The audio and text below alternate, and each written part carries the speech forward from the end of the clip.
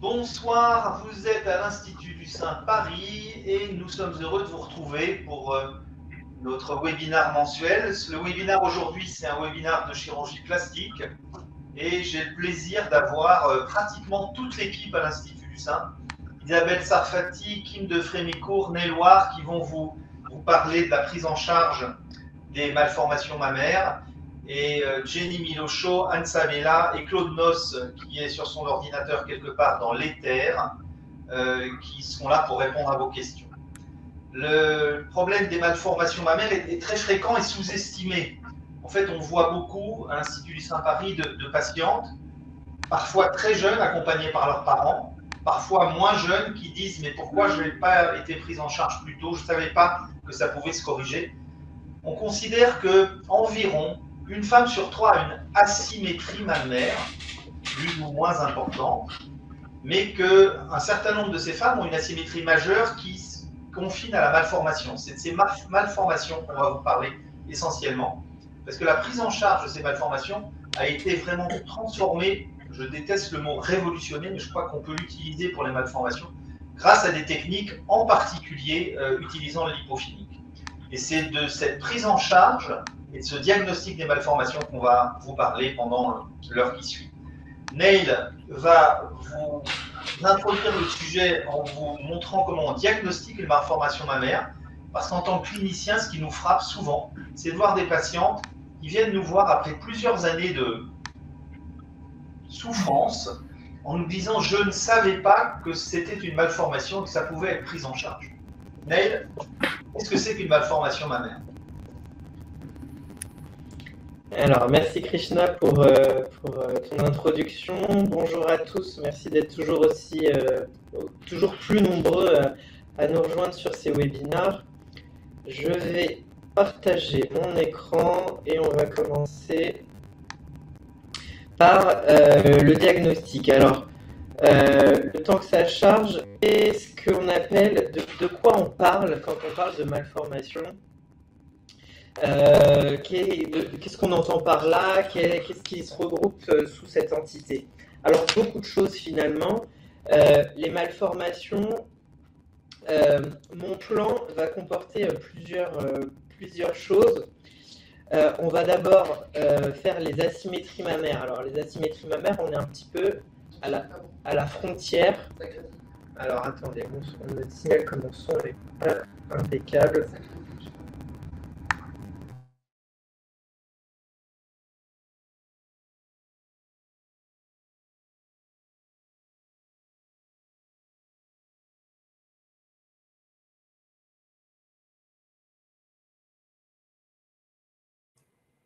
Neil. Est-ce que vous m'entendez? Ouais, mais on n'a pas les diapos.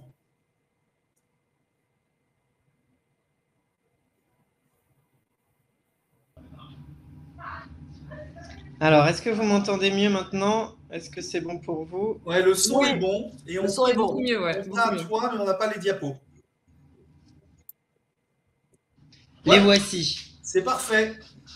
Donc, on va parler d'asymétrie mammaire. Les asymétries mammaires, on est un petit peu à la frontière de ce qu'on appelle les malformations, parce que ce n'est pas une malformation en soi, mais c'est une limite de la normalité, on va dire. On va parler de sein tubéreux, qui va être notre cœur de sujet. On va parler du syndrome de Poland, qui est une entité à part entière, qui est bien définie. On va dire un petit mot rapide sur les malformations thoraciques. Et enfin, je l'ai classé un petit peu à part, les gynécomasties. Alors, on va parler d'emblée de la gynécomastie. Je dis éliminer parce que c'est une pathologie, entre guillemets, qui va concerner uniquement les hommes. Il s'agit en fait d'une glande mammaire qui se développe chez l'homme. Je ne vais pas développer parce qu'on va probablement faire une communication là-dessus un petit peu plus tard. Donc, mais ça méritait d'être cité. Pareil, les malformations thoraciques, c'est un sujet un petit peu à part. Ça touche les hommes et les femmes. On en distingue deux grandes catégories. Les pectus carinatum, donc à gauche, c'est-à-dire un thorax qui ressort vers l'extérieur, et les pectus excavatum à droite, qui est au contraire un thorax qui rentre vers l'intérieur. pareil, on ne va pas s'étendre sur le sujet aujourd'hui et on fera probablement une communication bientôt là-dessus. Allons dans le cœur du sujet. Donc, le syndrome de Poland, c'est quoi? Alors, c'est une maladie orpheline, c'est une maladie rare qui touche une personne sur 30 000 environ. Ça touche 2 fois plus les hommes que les femmes.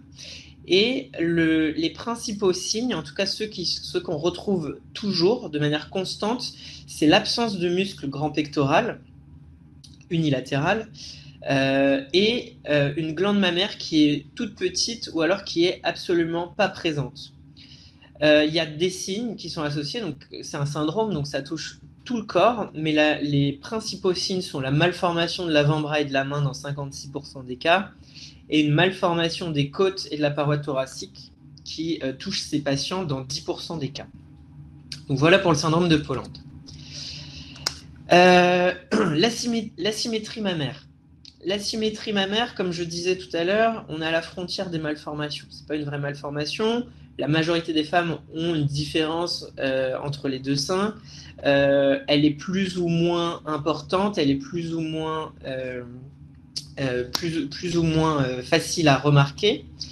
Il s'agit donc tout simplement des seins qui sont bien formés, mais dont l'un est plus gros que l'autre, ou l'un est plus petit que l'autre. Voilà, je ne vais pas en dire plus, c'est assez simple, on verra après comment ça se traite.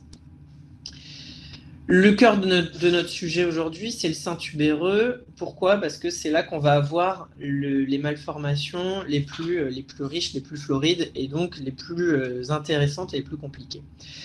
On ne sait pas combien il y en a, on n'arrive pas à savoir exactement la fréquence et la prévalence. Pourquoi? Parce que on n'en parle pas, on en parle très peu et qu'on ne sait pas exactement à quoi ça correspond. Donc, du coup, au niveau des statistiques, au niveau des chiffres, on ne sait pas trop. Pareil, la cause est très mal identifiée. On sait qu'il s'agit d'un problème de développement pendant l'embryogénèse, donc très tôt, et que cette pathologie se déclare du coup uniquement à l'adolescence lors de la croissance de la poitrine, lors de la croissance du sein. Ce n'est pas héréditaire, c'est congénital mais pas héréditaire, et le diagnostic est purement clinique et on va voir comment on fait le diagnostic. Le sein tubéreux, alors ça c'est un sein tubéreux typique, c'est quoi? C'est principalement le défaut de développement d'une partie des seins. Donc le défaut de développement d'une partie inférieure du sein, surtout la partie inférieure. Avec, comme la partie inférieure du sein est peu développée, ça va remonter le sillon. Donc le sillon sous-mammaire est trop haut. Donc en gros, ça c'est le sillon sous-mammaire, ces deux parties, ça concerne le sillon sous-mammaire qui est mal placé. Il peut y avoir une hypotrophie du sein, c'est-à-dire un sein plus petit, avec donc un manque de surface cutanée, ou alors une hypertrophie mammaire, avec une ptose cutanée. Donc ce deuxième plan, c'est que le volume du sein et la quantité de peau fait défaut. Enfin, les aréoles. Les aréoles sont un problème dans cette pathologie. Elles sont en général trop larges, protrusses, c'est-à-dire qu'elles ressortent, et elles sont en général mal placées. Dans la majorité des cas, on a une asymétrie mammaire, mais ce n'est pas toujours le cas, et ce qui donne un sein en forme de tube ou de tubercule, donc ce qui va donner son nom à la pathologie sein tubéreux. Alors on adore classer les choses en médecine, on classe un peu tout pour savoir de quoi on parle. Donc là on va avoir des grades. Le grade 1, donc c'est le grade qui est le moins sévère. Il concerne les patientes qui ont juste un défaut du cadran inféro-interne, donc inférieur et interne, c'est-à-dire proche du sternum.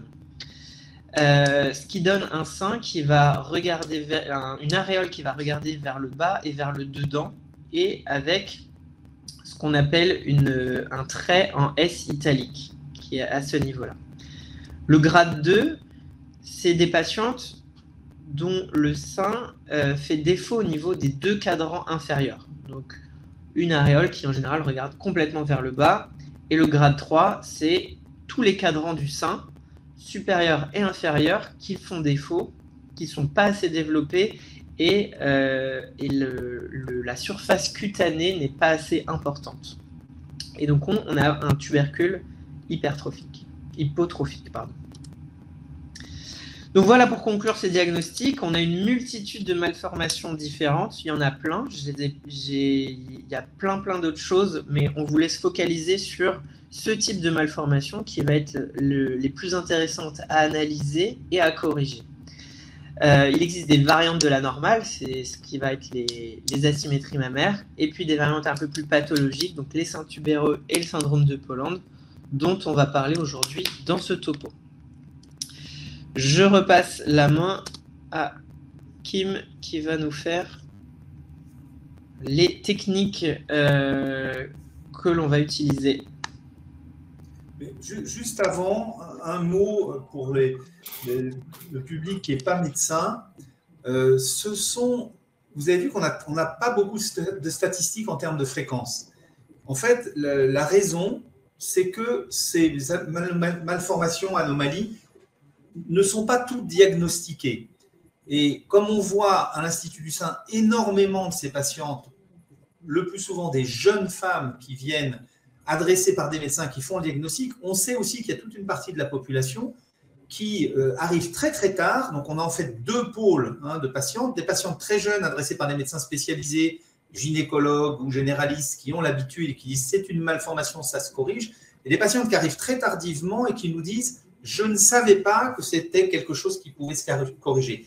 Et dans les chiffres que vous a montré Neil, ce qui est intéressant, c'est qu'il dit on ne sait pas très bien la fréquence, mais on sait les prendre en charge, et c'est ce dont vont vous parler maintenant le docteur de Frémicourt et le docteur Sarfati.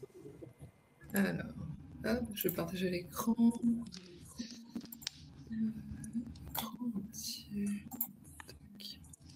Ah non, c'est pas du tout ça.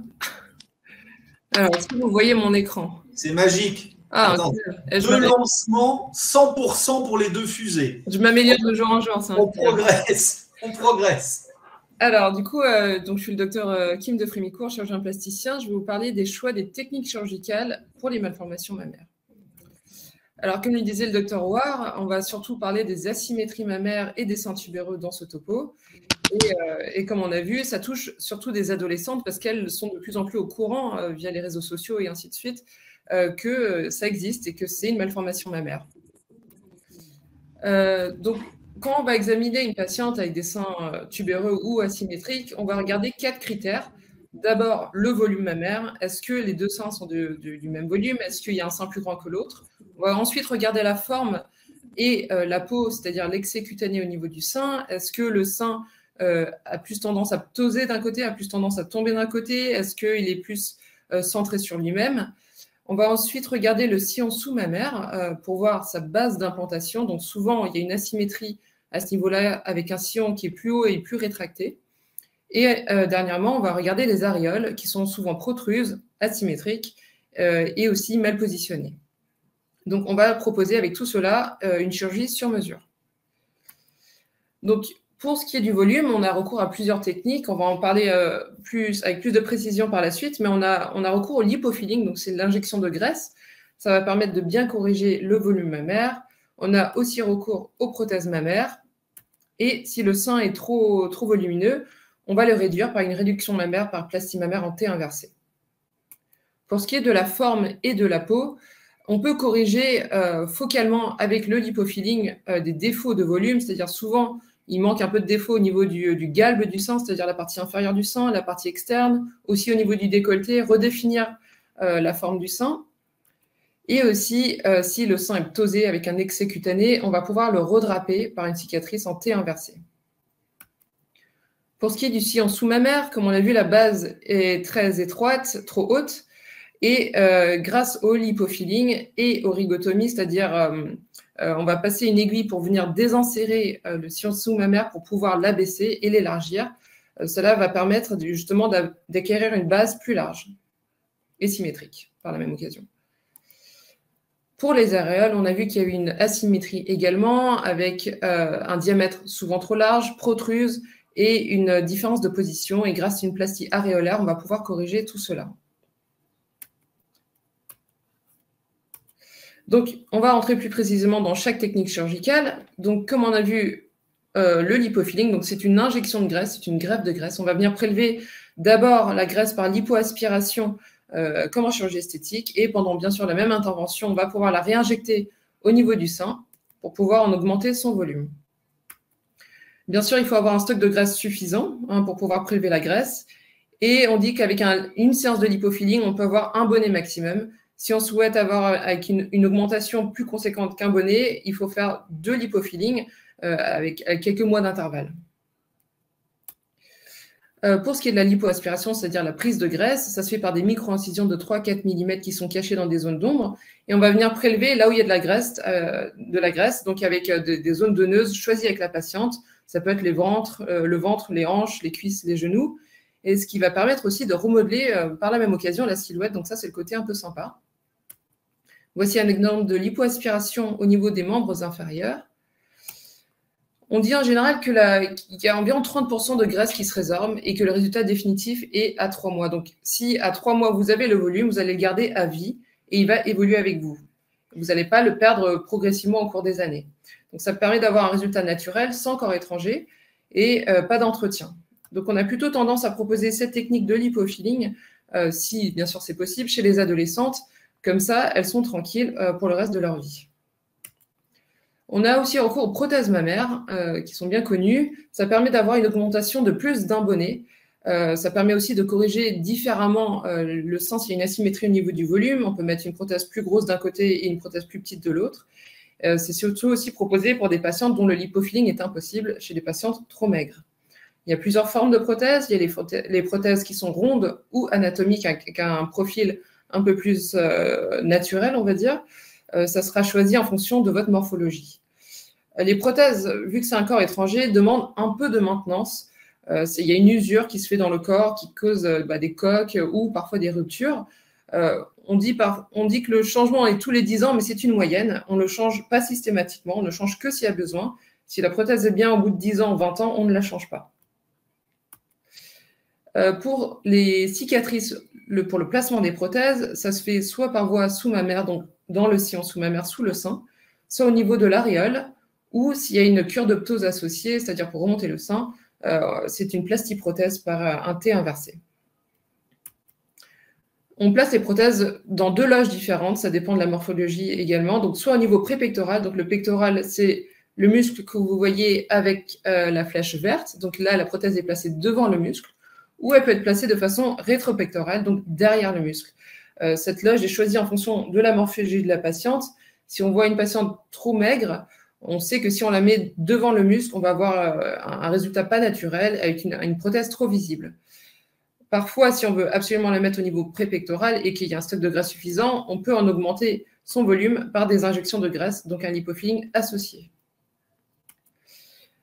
Pour la forme et le galbe du sein et aussi au niveau de l'aréole, on peut avoir plusieurs techniques. Donc, une cure de ptose pour remonter le sein, une réduction mammaire pour remonter le sein, réduire son volume et aussi réduire l'aréole, ou juste une réduction aréolaire. Donc, ça se fait soit par une cicatrice en T inversée, soit par un round block, c'est-à-dire une cicatrice tout autour de l'aréole. On dit que l'allaitement est possible selon les techniques utilisées. Ça dépend si les canaux galactophoriques, c'est-à-dire les canaux qui alimentent, qui amènent le lait jusqu'au niveau du mamelon, ont été coupés ou non selon les techniques. Normalement, c'est possible. Ça dépend aussi du sein de base, le sein d'origine de la patiente. Si bien sûr il y a une hypoplasie ou carrément une agénésie, c'est-à-dire une absence de glande au niveau du sein, l'allaitement de toute façon n'était pas possible avant la chirurgie. Vu que c'est une malformation mammaire, il y a une prise en charge par la sécurité sociale qui se fait après entente préalable. Quelle que soit la technique, elle se fait sous anesthésie générale, elle se fait souvent en ambulatoire, c'est-à-dire que vous rentrez le matin et vous sortez en fin d'après-midi ou dans la soirée, et du coup, la nuit, vous la passez chez vous. Il faut compter environ une petite semaine de soins infirmiers, un arrêt de travail de quelques jours, et pas de sport et pas de baignade pendant 1 mois. Donc en conclusion, lors de la consultation, il faut bien analyser les seins. Chaque patiente est différente, ça c'est sûr. Et sur la même patiente, le sein droit est différent du sein gauche. Donc, il faut bien faire la part des choses. Ça va nous permettre de proposer une chirurgie vraiment sur mesure qui va combiner plusieurs techniques de reconstruction mammaire et de chirurgie esthétique. Et bien sûr, ça dépend du choix de la patiente. Voilà. Alors, je vais essayer de rendre l'antenne. Ça, c'est autre chose. Voilà. Incroyable. Rendre l'antenne, mais tu étais né en 1960, toi? Presque. Merci. Donc, ce que vous a montré Kim, c'est qu'il y a eu l'irruption d'une technique nouvelle par rapport à ce qu'on faisait, nous, il y a 30 ans, qui était, en gros, on réduit le sein et puis on met une prothèse sur le plus petit, c'est le lipofilling. C'est vrai que le lipofilling a transformé la prise en charge de ces patientes, en particulier de ces jeunes patientes. Kim, il y a une chose que tu n'as pas dite, c'est quel est le nombre de temps opératoire? Est-ce qu'on dit tout va être fait en une fois ou est-ce qu'on prévient les patientes qu'il peut y avoir 2 temps opératoires? Quel est le planning de ces prises en charge des malformations? Alors, bien sûr, on essaie de tout faire en une fois et comme on l'a vu, ça dépend de la stratégie chirurgicale. Si une patiente veut une augmentation de bonnet supérieure à un bonnet et qu'on va décider sur le lipofilling, on va avoir recours à deux lipofillings d'affilée, bien sûr espacés de quelques mois. Mais voilà, ça dépend vraiment de la morphologie de la patiente, de sa morphologie d'origine, qu'est-ce qu'elle veut. Soit ça peut être fait en une fois, tout d'un coup, soit en 2 ou 3 fois. Voilà. Donc, en fait, le message, et je pense en particulier aux mères qui nous confient leurs jeunes, et aux pères qui nous confient leurs jeunes adolescentes, on prévient que ça peut prendre 2 temps opératoires, parce qu'en fait, quand la malformation est importante, pour obtenir un résultat parfait, il est parfois nécessaire d'affiner par un 2e lipofilling pour masquer et augmenter le sein le plus petit. Donc, une intervention, c'est sûr, 2 interventions parfois, mais ce que vous a montré Kim, c'est que ce sont des interventions entre guillemets light, c'est-à-dire que c'est le plus souvent en anesthésie ambulatoire, sont des chirurgies qui ne sont pas des chirurgies douloureuses. Hein. On dit toujours les prothèses, ça fait atrocement mal, etc. Absolument pas. Nos anesthésistes à l'Institut du Saint-Paris utilisent tous des techniques d'analgésie post-opératoire qui font que les patientes remontent dans leur chambre sans douleur et qu'elles sortent le soir ou le lendemain sans douleur. Et c'est important de savoir que, tout comme la chirurgie a fait des progrès extraordinaires, l'analgésie, c'est-à-dire la prise en charge des douleurs post-opératoires, a fait des progrès extraordinaires. On a opéré tout à l'heure avec Anne Sabella et Jenny Milocho 3 patientes qui avaient des reconstructions compliquées. Les interventions ont duré 4 heures. On vient d'aller voir ces patientes avant le webinaire. Elles sont toutes les 3 réveillées et souriantes dans leur lit. Donc, l'idée que la chirurgie des malformations est une chirurgie douloureuse, c'est quelque chose qui n'a pas de raison d'être, qui n'existe plus. Voilà, j'aurai d'autres questions pour vous tout à l'heure, mais je vais passer la parole à Isabelle Sarfati pour qu'elle nous explique quelle est la conduite à tenir devant une malformation mammaire. Bonjour, donc je vais partager mon écran.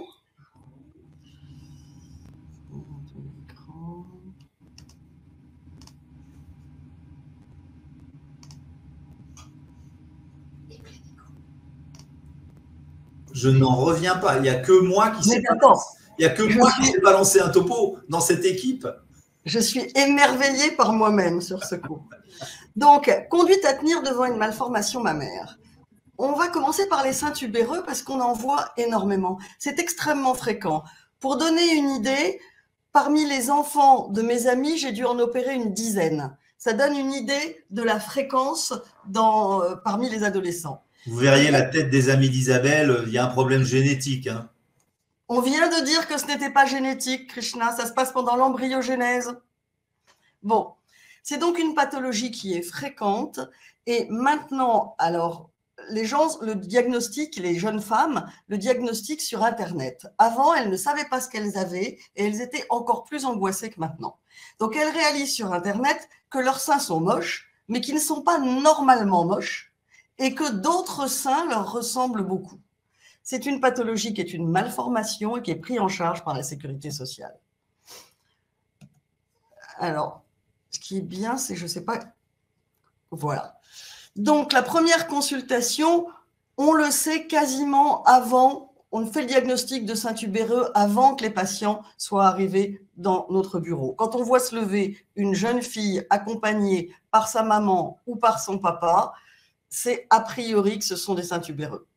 Ça se passe un petit peu toujours de la même façon. On leur demande pourquoi elles viennent, elles se mettent à pleurer en expliquant leurs problèmes et elles refusent de se déshabiller devant les parents qui, en général, n'ont jamais vu les seins. L'avantage de cette consultation, c'est qu'on sait que ça démarre comme ça, mais qu'on sait qu'elles vont sortir soulagées et souriante de la consultation parce qu'on va leur donner une solution, on va leur montrer des résultats et on va leur expliquer qu'elles ont une malformation et qu'elles vont être prises en charge. Alors, le dernier congrès de chirurgie plastique qui s'est déroulé il y a une semaine, porté sur les malformations mammaires, il y avait un topo qui était assez intéressant sur quand est-ce qu'on opère ces malformations. Il y a une balance bénéfice-risque, comme d'habitude, à poser. Les arguments pour opérer tôt, c'est qu'on va prendre en charge ces adolescentes qui sont complexées. Et c'est aussi qu'on a montré que ça ne gênait pas le développement ultérieur des seins. Donc, il n'y a pas de préjudice à opérer ces jeunes filles tôt. Les arguments pour opérer tard, c'est qu'on n'opère pas sur des seins qui sont en évolution, mais sur un état stable. Et que souvent, on peut trouver plus de graisse pour le lipofilling et on va voir qu'on va favoriser cette technique par rapport aux autres en raison de sa stabilité dans le temps et aussi en raison des asymétries. Il est plus facile de corriger une asymétrie avec un lipofilling qu'avec une prothèse. Alors, la consultation commence par l'analyse des défauts de chaque sein et on a 4 items. Le volume, la peau, les aréoles et le sillon. Alors, le volume, est-ce qu'il en manque? Est-ce qu'il y en a en excès? Et par rapport à quoi? Ce qu'on va obtenir, ce qu'on va imaginer, c'est quel va être le volume à la fin des 2 seins, c'est-à-dire est-ce qu'on va en réduire un et augmenter l'autre? Est-ce qu'on ne va pas toucher à l'un, comme le cas de cette jeune fille, qui a un volume qui est très correct de ce côté-là, et uniquement augmenter celui-là? Donc, il y a une analyse du volume à faire. La peau, il n'y a pas de manque de peau. C'est-à-dire que même dans la jeune fille qu'on voit ici, la peau qui a l'air pas suffisamment développée, elle va s'étirer. Comme le ventre s'étire en cas de grossesse, si on rajoute du volume derrière, elle va s'étirer et elle va s'étirer d'autant plus facilement qu'on va la gonfler avec de la graisse. Par contre, l'excès nous gêne parce que ça donne une forme qui n'est pas pratique et qu'on doit contrôler. Et comme l'a expliqué Kim de Frémicourt, on va pouvoir, grâce à des plasties cutanée, avec une cicatrice soit autour de l'aréole et verticale, soit en T, redraper les seins pour donner un contenant au sein qui donne une jolie forme. Les aréoles, elles sont très souvent pathologiques dans les seins tubéraux et elles ont 3 pathologies. Leur taille, elles sont élargies le plus souvent. Il y a très souvent une protrusion et là on voit un sein tubéreux où carrément il n'y a pas de sein autour et tout le sein passe par l'aréole distendue. Et la position par rapport au sein. Et enfin, le sillon qui est toujours trop haut. On va aussi regarder la silhouette générale et discuter avec la patiente. D'abord, on va quantifier les possibilités de prélèvement sur chaque personne en sous-vêtements. On regarde et on dit, voilà, sur cette personne, je vais pouvoir prélever sur les hanches, les cuisses, le ventre. Et on va commencer le dossier en disant, mes capacités de prélèvement sur cette femme, elles sont de temps. Et puis, on va évaluer aussi le volume qu'on veut obtenir, c'est-à-dire quelle est la silhouette de la personne. On ne fera pas le même volume de sein sur une fille d'1,80 m que sur une fille d'1,60 m. Pas le même volume de sein sur une fille mince que sur une fille plutôt ronde, et puis aussi les désirs de la patiente. Alors, on a décidé de se limiter à 6 cas. On a 3 cas qui sont symétriques, on les a appelés Carole, Valérie et Solange, et 3 cas qui sont asymétriques, qui sont Leïla, Joséphine et Lily. Je vais donner la parole à Néloire qui va nous parler de Carole, Valérie et Solange. Merci Isabelle. Alors, à moi de jouer. On va donc commencer par Carole. Carole, c'est une jeune femme de 25 ans qui vient me voir. Elle mesure 1,67 m et fait 84 kg. Et elle vient me voir pour des seins qui sont finalement qu'elle trouve trop petits. Alors, comme on a fait, on va suivre le plan que nous a donné Isabelle et on va analyser cette poitrine. On remarque d'abord la raison pour laquelle elle vient nous voir, c'est-à-dire un manque de volume. Certes, il y a un petit manque de volume. Il n'y a pas forcément d'excès cutané. Les aréoles sont bien placées. Elles ont une forme normale et elles sont au bon niveau. Par contre, on voit qu'il y a un défaut des cadrans inférieurs au niveau des deux seins, avec du coup des sillons qui sont trop hauts. Donc on a dans ce cas-là une bonne symétrie, mais on a bien affaire à des seins tubéreux de grade 2, comme on a vu tout à l'heure. Elle a un IMC à 30, donc on a un stock de graisse qui est plutôt confortable, on va dire. On va donc, si vous avez bien suivi la communication de Kim, de Frémicourt, lui proposer un traitement par lipofilling seul. C'est-à-dire que cette patiente, elle va avoir 2 interventions par 2 lipofilling. On va lui aspirer de la graisse, on va la réinjecter au niveau des seins. Et elle va finir avec cette poitrine-là avec aucune cicatrice supplémentaire.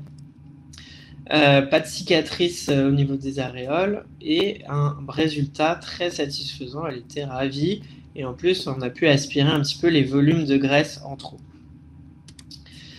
Je vais vous parler maintenant de Valérie, 33 ans, qui vient nous voir 1 an après sa dernière grossesse et son allaitement en nous disant « Oui, j'avais pas beaucoup de seins à la base, mais après mon allaitement, j'ai encore moins de seins. » Et elle vient nous voir pour ça. Donc on se dit, bon, c'est une augmentation mammaire classique. En fait, on va analyser le sein de la même manière qu'avec Carole. Donc un manque de volume.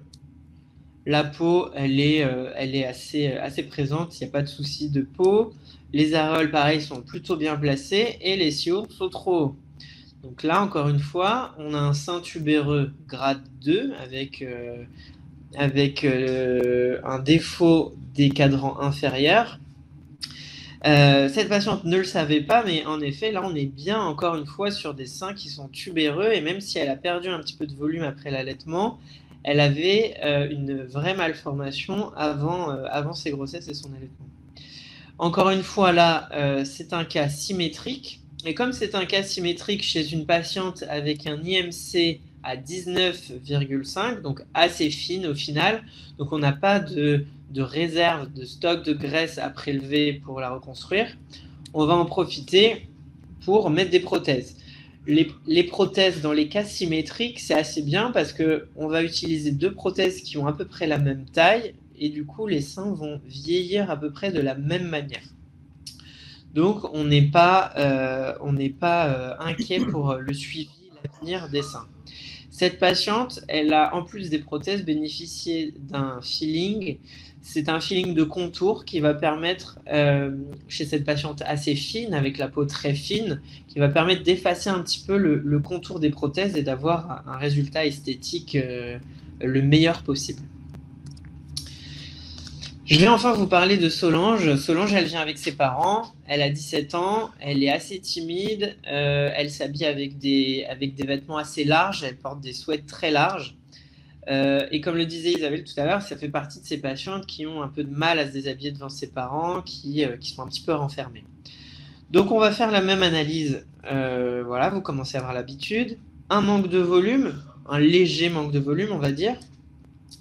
Une aréole qui est large, protruse, surtout à droite, un petit peu plus à droite qu'à gauche, des sillons qui sont trop hauts des 2 côtés. Alors, on a une symétrie, alors correcte, certes, elle n'est pas parfaitement symétrique, mais ça reste plutôt convenable par rapport aux exemples qu'on aura après. Elle a un IMC à 21,3, donc elle n'est pas du tout grosse, mais on retrouve quelques zones qui peuvent nous fournir assez de graisse pour faire de la reconstruction. Et du coup, cette patiente, qu'est-ce qu'elle a eu? Elle a eu une séance, en une seule intervention chirurgicale, un lipofilling, avec un redrapage cutané en diminuant la taille des aréoles et en remodifiant un petit peu la peau tout autour des aréoles et pour mieux redraper le sein reconstruit. Donc le résultat est très correct et en plus elle a pu bénéficier d'un lipofilling des cuisses et d'un amincissement esthétique de sa silhouette au niveau de la partie inférieure du corps. Voilà, je te repasse la main Isabelle, c'est à toi.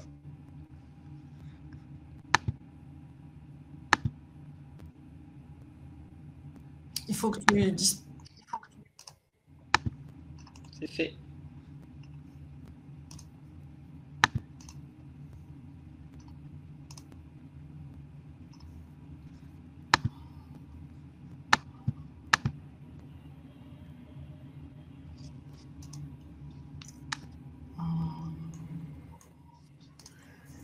Alors, on en est à Leïla. Non. Leïla. Pardon? Isabelle, T'es pas en grand écran. t'es pas en plein écran. Ça y est, c'est bon. Ça y est, c'est bon, mais j'ai rien fait. Non, tu es toujours sur un écran. Tu es en vignette quelque part. Merci Jenny d'arriver à la rescousse.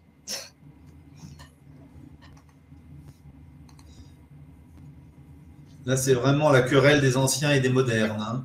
On voit bien qu'il y a un generation gap. Ça va, toi? Bon, ça va, moi je fais partie des anciens. Voilà, parfait. D'accord. Ça, C'est bon psychédélique. C'est parfait, bravo, merci. J'avais fait exactement la même chose. Les anciens et les modernes, Hernani.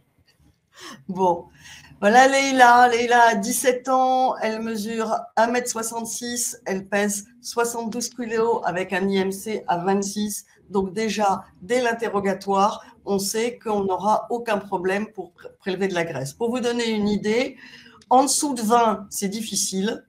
Au-dessus de 23, c'est plutôt simple. Et entre 20 et 23, ça dépend comment est répartie la graisse. La possibilité de prélèvement est variable. Donc, dans les cas de sein tubéreux asymétrique, on va analyser séparément les défauts de chaque sein. C'est très facile. Alors, le sein droit, on va commencer. Le sein droit, clairement, il manque de volume. Il a une aréole qui est trop large, un peu trop large et légèrement protruse. Il a un sillon sous-mammaire très haut. C'est très facile de voir le niveau idéal du sillon sous-mammaire. Comme elles portent toutes des soutiens-gorge qui sont des cache-misère et qui conforment les seins, c'est exactement la marque du soutien-gorge qu'on voit ici. Donc, on a un sillon sous-mammaire trop haut. Il devrait être là, c'est-à-dire au moins 1 cm plus bas. Et le sein gauche, il est un peu trop volumineux par rapport à ce qu'on va pouvoir obtenir de l'autre côté. Il a un excès cutané avec une forme qui n'est pas jolie. Et il a aussi un sillon trop haut. Vous voyez qu'en fait, il est quasiment au même niveau que l'autre. Et on voit là que le sein est déroulé. Mais l'aréole, elle est passée sous le sillon sous-mammaire. Et entre le haut du sein et le sillon, il y a un espace qui est beaucoup trop peu important. On a un stock de graisse qui va nous permettre de faire ce qu'on veut. Alors, à droite, on va faire du filling et un round block, c'est-à-dire qu'on va diminuer la taille de l'aréole par une cicatrice périaréolaire et on va faire une chose qui nous semblait difficile mais qui est en fait très facile à réaliser, c'est d'abaisser le sillon sous-mammaire en greffant de la graisse et en faisant ce qu'on appelle des décollements sous-cutanés pour faire lâcher les adhérences et faire que l'étui cutané se conforme comme on veut. Et on bloque. Pardon?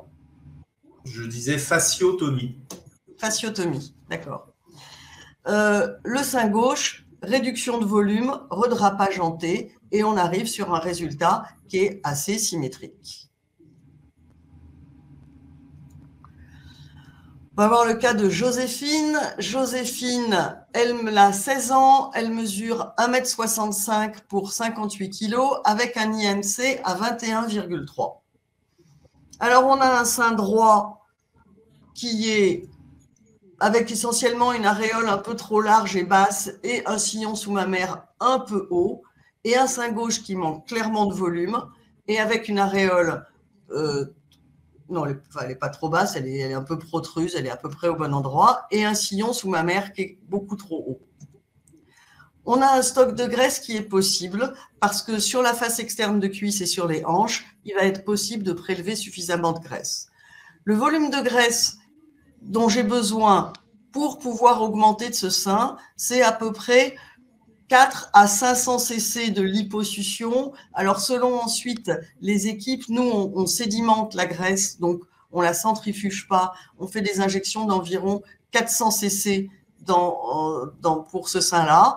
Pour ceux qui la centrifugent, ça ferait plutôt 300 cc puisqu'on perd un petit peu en volume apparent, mais ça revient au même en matière de graisse. On a vu que lors du congrès sur les malformations mammaires où il y avait une session sur le lipomodelage, que en fait, peu importe comment on traitait la graisse, peu importe un peu comment on l'a prélevée, le diamètre de la canule, la façon de la prélever, en fait, on a à peu près la même prise, quelle que soit la technique. Il n'y a aucune technique qui a fait l'évidence d'un bénéfice par rapport à une autre en matière de lipomodelage.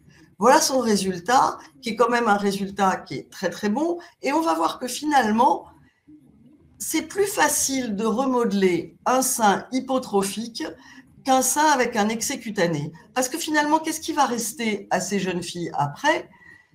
Ce sont les cicatrices. Donc là, sur le sein droit, qui avait l'air plus facile à corriger, on a une petite cicatrice périaréolaire.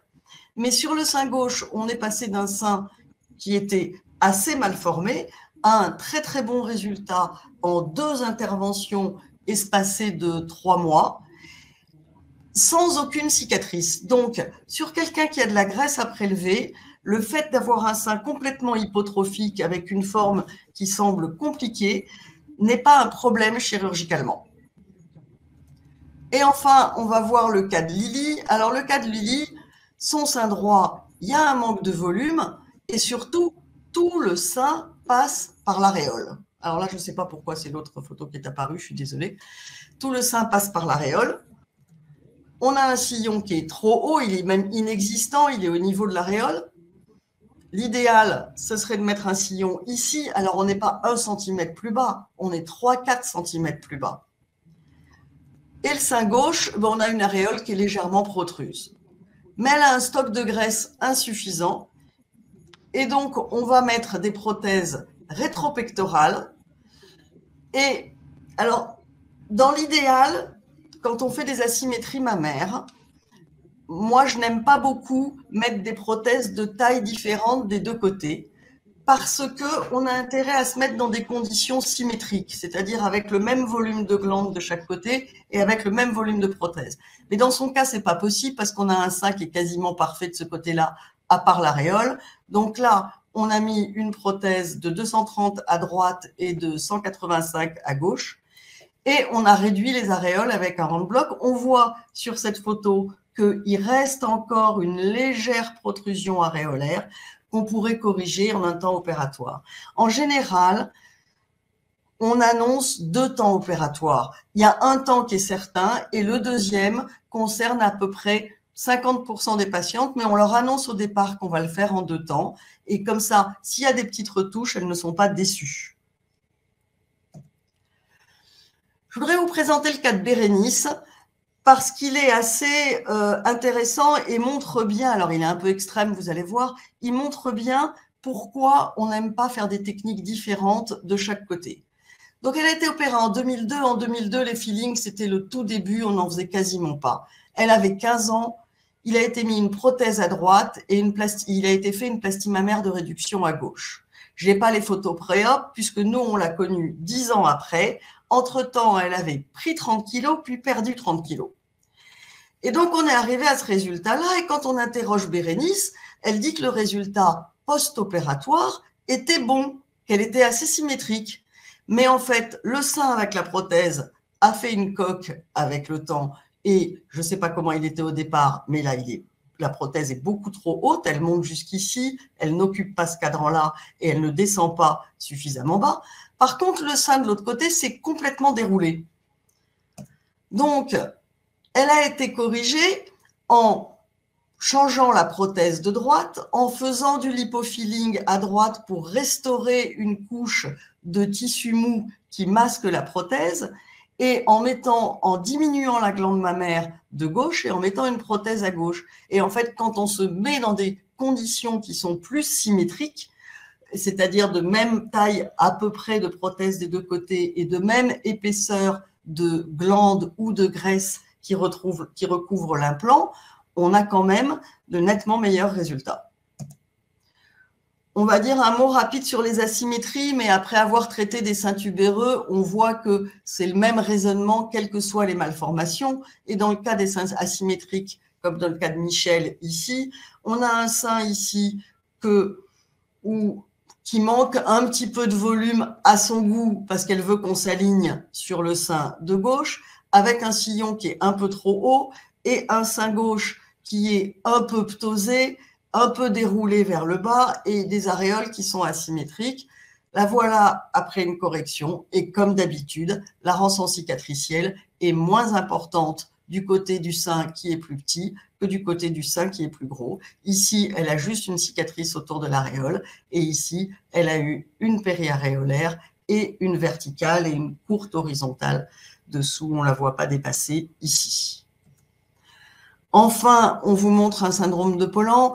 Alors, voilà, c'est une patiente qui a un sein droit qui est un peu tubéreux, avec un manque de volume, un état cutanéo correct, une aréole qui n'est pas protruse et un sillon sous-mammaire qui est un peu haut, et un sein gauche qui est agénésique, mais surtout qui n'a pas de pectoral. Et le diagnostic d'absence de pectoral, il se fait ici.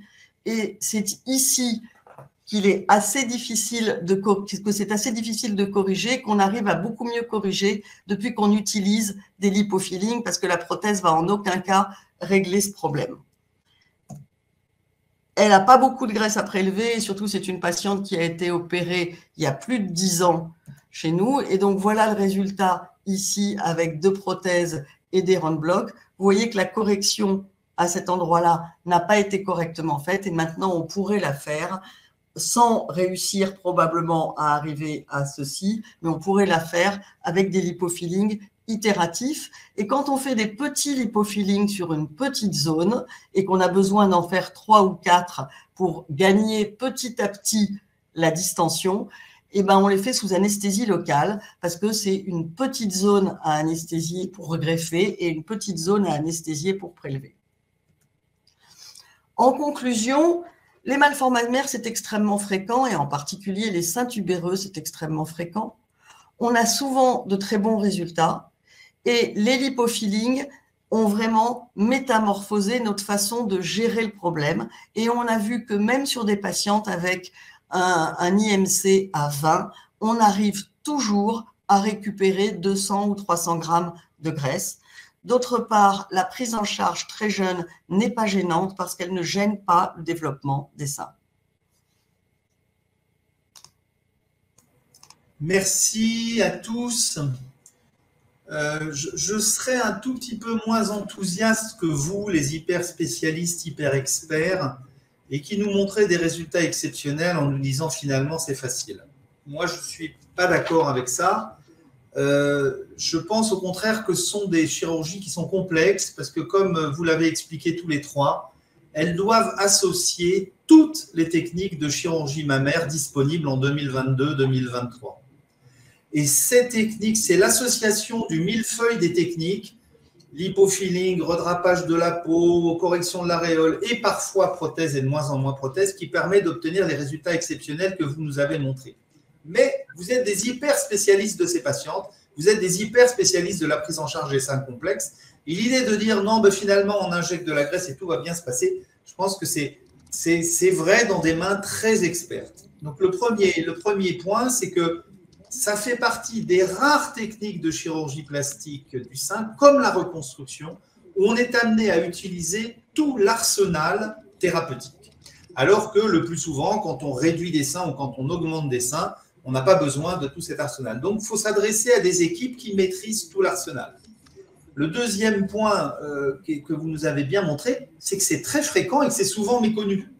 Et qu'en fait, l'intérêt de ces formations, c'est de dire, il y a une prise en charge possible si vous trouvez que votre fille se tient bizarrement, si elle est comme ça, si elle ne se montre pas, si elle ne va pas à la salle de sport ou qu'elle ne prend pas les douches avec les autres. Parfois, il y a ça. Et puis, enfin, l'élément important, c'est que ces patientes, elles sont littéralement transformées après. Moi, je pense à nos jeunes adolescentes. Isabelle a très très bien décrit l'arrivée de cette adolescente qui est voûtée, qui se tient comme ça, et on voit ces jeunes femmes qui ressortent quelques mois après et qui ont changé complètement leur stature. Donc c'est vraiment quelque chose qui va leur changer leur qualité de vie. Alors, je voudrais rajouter quelque chose à ce que disait Krishna. Effectivement, en particulier, par exemple, quand il s'agit des filles de mes amis, je reçois en général un petit coup de téléphone avant de voir l'adolescente en disant « Tu vas voir ma fille, c'est un caprice, il ne faut pas que tu l'opères. » Je dis « Ok, pas de problème, on va voir. » Et puis, en fait, on découvre que ce sont des seins tubéreux. Le fait de dire « Elle a des seins tubéreux » fait que, brutalement, toute la famille se range derrière elle. C'est-à-dire qu'elle arrive à la consultation avec les parents qui disent « Ok, c'est encore une adolescente complexée, aujourd'hui c'est les seins, demain ce sera le nez et après-demain ce sera les fesses ». Et elle ressort de là avec l'impression qu'elle a été entendue, qu'elle a quelque chose, qu'un nom a été mis dessus et qu'il y a une prise en charge qui va se faire et des parents qui du coup adhèrent complètement au projet et pour elle ça change tout. Ce qu'on voulait dire en disant que c'était pas très compliqué, c'est-à-dire que ce n'est pas de la chirurgie, on se plaçait plutôt du point de vue des patientes que du point de vue des chirurgiens. Du point de vue des chirurgiens, c'est évident que ça nécessite des plasticiens aguerris qui sont spécialistes du sein et qui savent manier toutes ces techniques.